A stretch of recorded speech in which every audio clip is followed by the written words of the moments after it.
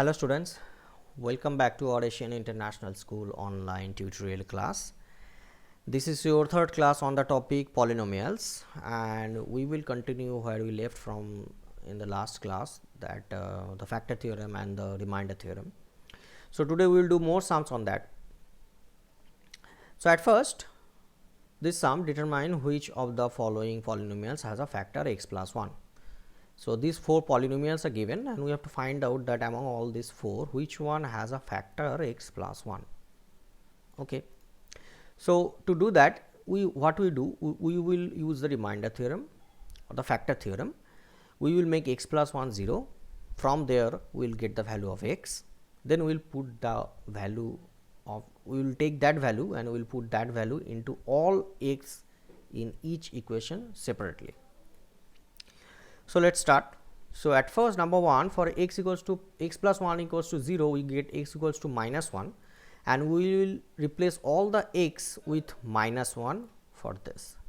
So px has become p of minus 1, x cube has become minus 1 whole cube, x square has become minus 1 whole square, x has become minus 1, and plus 1 is there. If you do this calculation, we get the sum 0.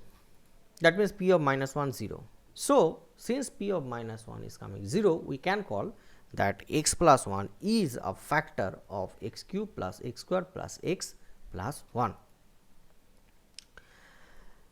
Now let's check one more. In this, the number 3, px is x to the power 4 plus x cube, this is 3x cube plus 3x square plus x plus 1.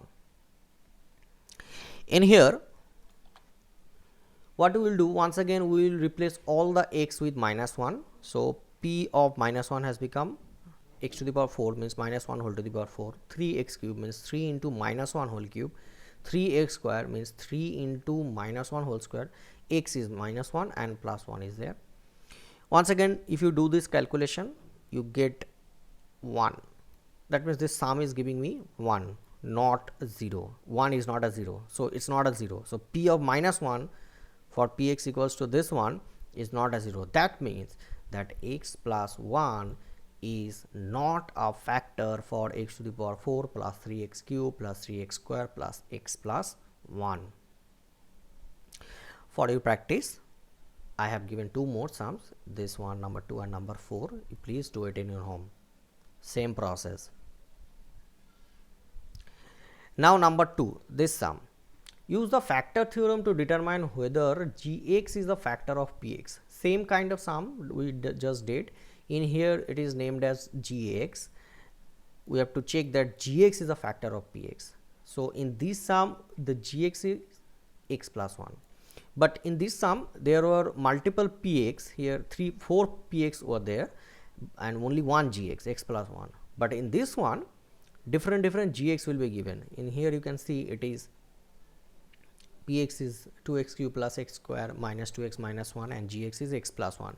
Here it is once again px is different equation, gx is x plus 2, and in this one also px is a different equation and gx is x minus 3.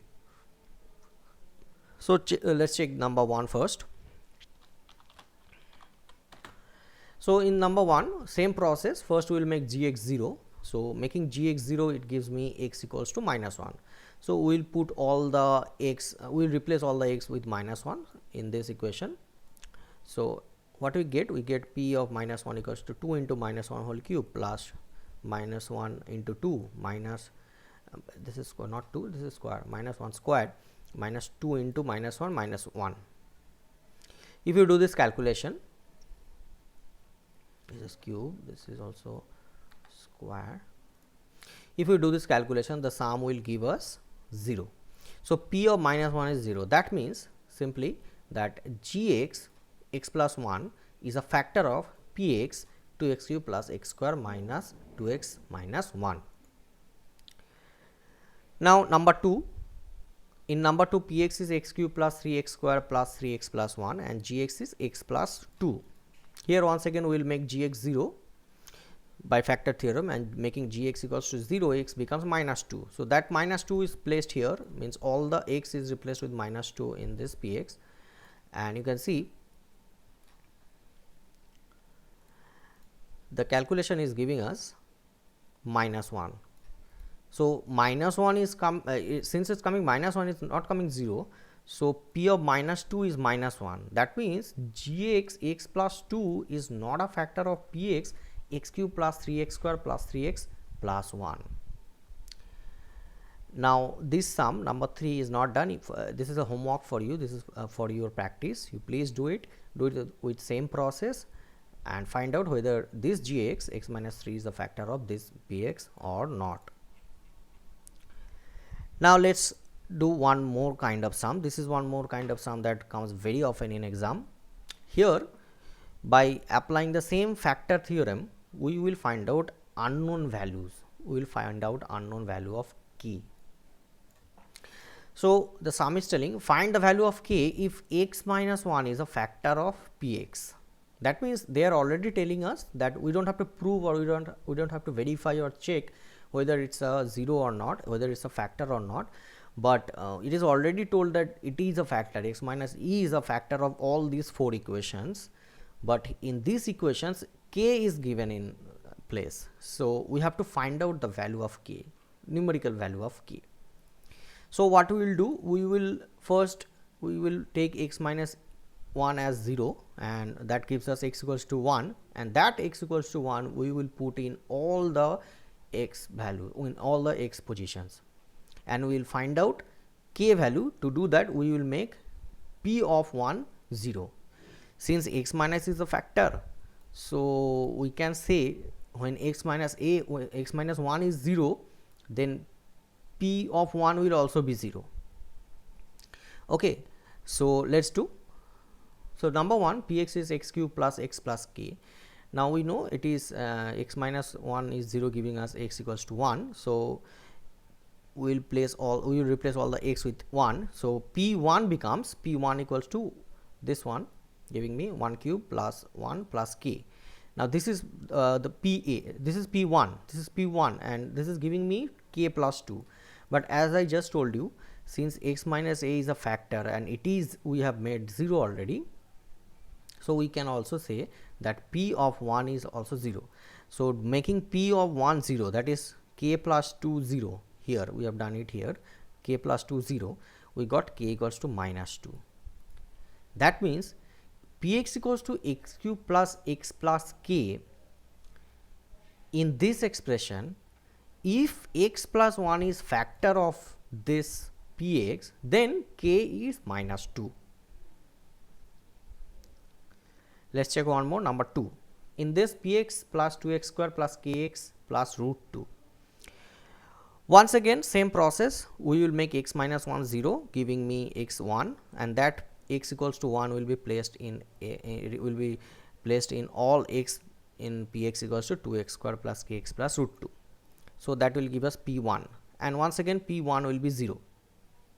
So, p1 will give us, if we replace all the x with 1, we get 2 plus k plus root 2, and since p1 must be equal to 0 also, so this 2 plus k plus root 2 is also 0.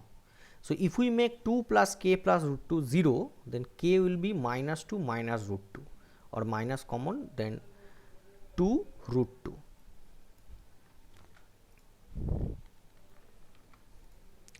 So, k is minus of 2 plus root 2 for this expression when x minus 1 is a factor of this.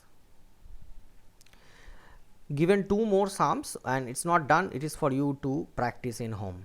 Very important, practice this kind of sums in home. These sums are very, very important. 2 sums I have given, try to find out more sums and practice.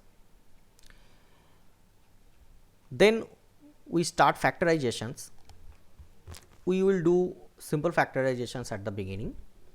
So, at first it is 12x square minus 7x plus 1. So, it is a we call it middle term. The process by which we do this factorization is we split the middle coefficient over here, which is minus 7, such that it will satisfy both sides and we can take some common out. We know the process, we call it middle term process of factorization. Let us do that. So, what we have to do first we have to multiply the coefficient of x square here and the number at last. whatever the two things are given, first you have to multiply. Here the coefficient of x square is 12 and the last constant term is 1. If we multiply that, we get 12. So now that 12 will be factorized, or that 12 will be splitted into two values, which two values addition or subtraction will give us this middle value. So the process is done over here. See, coefficient of x square is 12, coefficient of x is -7, constant term 1. So a means this coefficient of x square is called a, coefficient of x is called b, and the constant term is written as c. So a is 12, b is -7, c is 1. Now the process is that first we have to multiply the a and c. You see here a c, that gives us 12 into 1, that is 12, and that 12 will be written or splitted in two forms, which is L plus m, which will be equal to this term 7 or -7.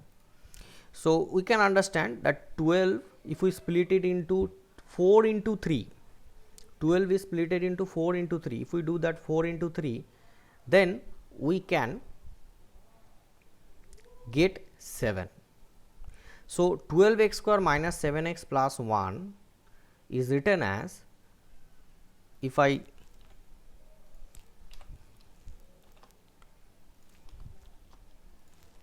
okay, so this 12x square minus 7x plus 1 is written as 12x square minus 4 plus 3 into x plus 1.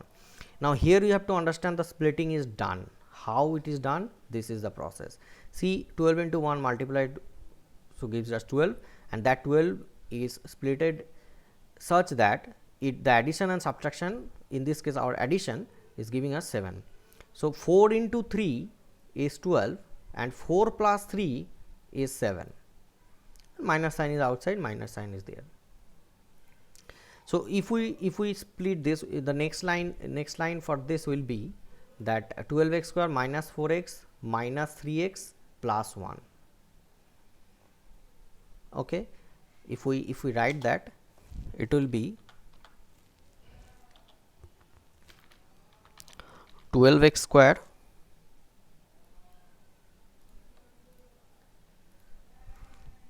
minus 4x minus 3x plus 1. Okay, so now what we will do, we will take these two terms together and these two terms together. From these two terms we will take 4x common. If you see, if we take 4x common from these two terms, it will be 3x over here and here it will be minus 1. 4x into 3x gives me 12x square, minus 1 into 4x gives me minus 4x, and from these two terms we will take minus 1 common.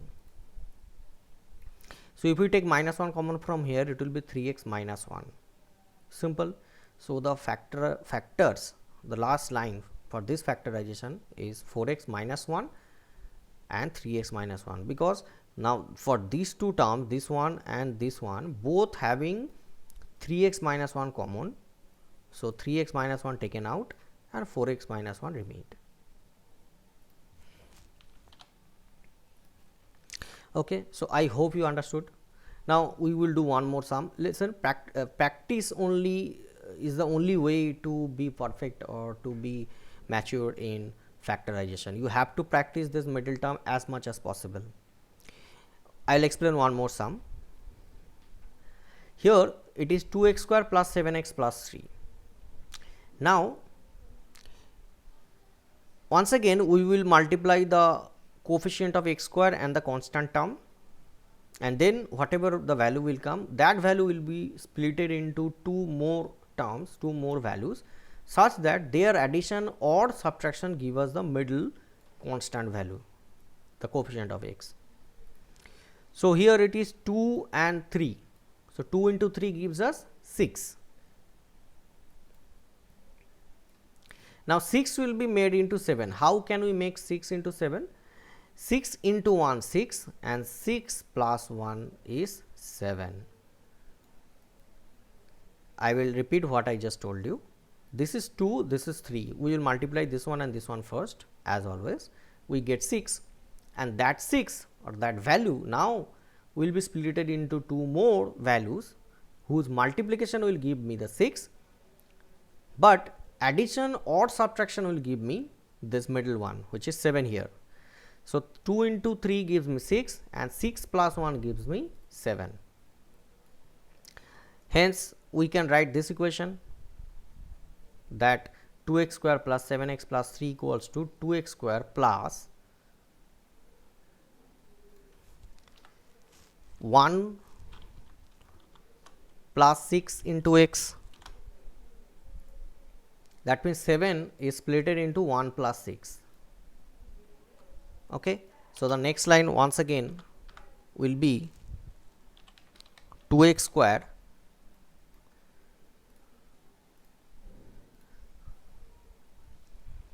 plus x plus 6x plus 3. So, what we are doing here, I am telling you, this 2x square plus 7x plus 3 and this expression 2x square plus bracket 1 plus 6 into x, they are not different, but we are writing this such way that we can go for the next line, we can make the factorization done. So, 7 is splitted into 1 plus 6, that is why it is called middle term, because 7 is the middle term which is splitted, which is termed, which is splitted into 2. Now, you can see it is simple, that 2x square plus 1 plus 6 into x plus 3 gives us 2x square plus x plus 6x plus 3. Now, once again from first two terms, these two terms, from these two terms we will take x common. So, x will be out and 2x plus 1 will remain, and from 6x plus 3 once again 3 will be taken common. So, 2x plus 1 will remain. So, now we can see from this term and this term 2x plus 1 is common. So, once again we have taken 2x common out, 2x plus 1 out, so remaining is x plus 3. So, this will be x plus 3. So, this is the factorized value of this expression. So, I hope you have understood these sums. Now, there are more factorizations to be done in future, and I have already given here 2 more, number 3 and number 4. You please practice in home, same process. Okay, this is with the same process, middle term. Please do it, and in future we will do much harder factorizations and more factorizations. And that's it for today's video. Thank you.